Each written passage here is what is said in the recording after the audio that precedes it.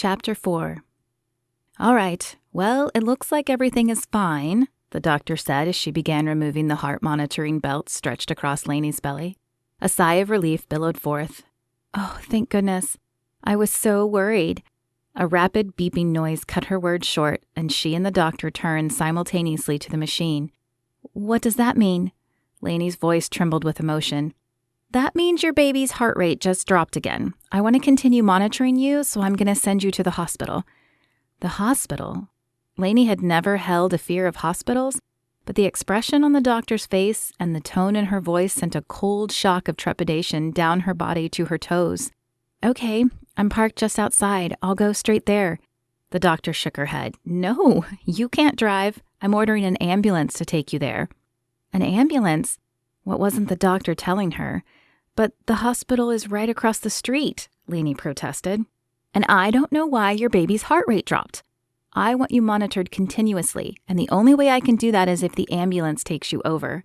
Laney was not prone to panic attacks, but she was certain she was having one now. The room started to close in, and a feeling of being suffocated blanketed her. The doctor squeezed her arm. Hey, stay with me. I'm sure it's nothing major, but I'd rather be cautious. Okay. But it wasn't okay, really. Laney felt small and helpless and scared. The stillness of the room weighed on her after the doctor left. There was just the beeping of the monitor, the scratching of the machine on the paper it printed out, and the sound of her heart, which was loud, so loud in her ears. A few minutes later, 2 paramedics entered the room.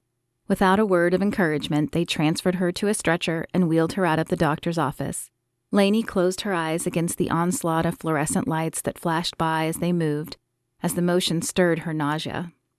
When she opened them again, it was the inside of the ambulance she saw. One of the paramedics sat beside her. He pulled out a band and wrapped it around her arm. I'm going to put an IV in. Laney scoffed. Good luck. She'd inherited terrible, hard-to-find veins from her mother, and though they seemed to have gotten better during this pregnancy, it still took the techs a few tries to find one. The paramedic tapped her veins, shook his head, and tried again. With a sigh, he pulled the band off. You're right. I'm going to just let the hospital handle that if they want one. A few minutes later, she was wheeled into the hospital and directly to a room. Dr. Johnson, one of her doctors, entered seconds later. Hi, Laney. Dr. Lopez called me and filled me in. Don't worry, I'm going to take very good care of you and the baby. Laney relaxed a little at the sight of Dr. Johnson. She was Laney's favorite of the rotating doctors. There were 3 OBs at her office, and she had met with each one of them, but she connected with Dr. Johnson the most. Okay, just tell me he's fine. Dr. Johnson squeezed her arm. I'm sure he is. We just want to monitor his heart rate a little longer. Laney let out the breath she hadn't known she was holding as Dr. Johnson adjusted the heart monitor belt across her belly. Now, try to relax. I know it's hard, but the baby will relax more if you aren't tensed up. Watch some TV and take it easy. I'll be back to check on you. She handed the remote to Laney and checked the machine one more time. Do you have anyone coming for you? Should I call someone? No, Laney shook her head.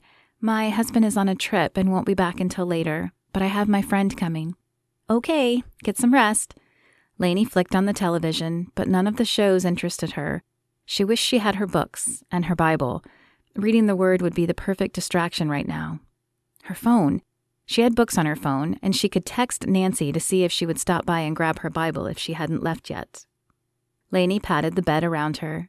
She was certain they had placed her purse next to her before loading her onto the stretcher. Her fingers hit a large bulge in the sheets, and a smile pulled at her lips. Yes! Tyler tried not to show his impatience as Jefferson looked over the deal, but his foot would not stay still. Tap, tap, tap.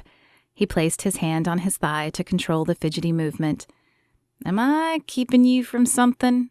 Jefferson's eyes remained on the paper. No, it's... Tyler stopped. There was no need to try to lie about this. It was obvious he was focused on the time. Okay, yes. I called my wife as I pulled up here, and she told me she fell at work. She's 8 months pregnant, and I'm a little worried about the baby. Jefferson folded his hands and looked up. Why didn't you say so? I have no desire to keep a man from being there for his wife in a time of need. This looks good, and I'll be happy to do the trade. Thank you, sir. The 2 men shook hands, and Tyler was back on the road half an hour later. He sent up a prayer for Laney's safety and his own peace of mind as he pulled onto the highway. The next 4 hours could not go fast enough.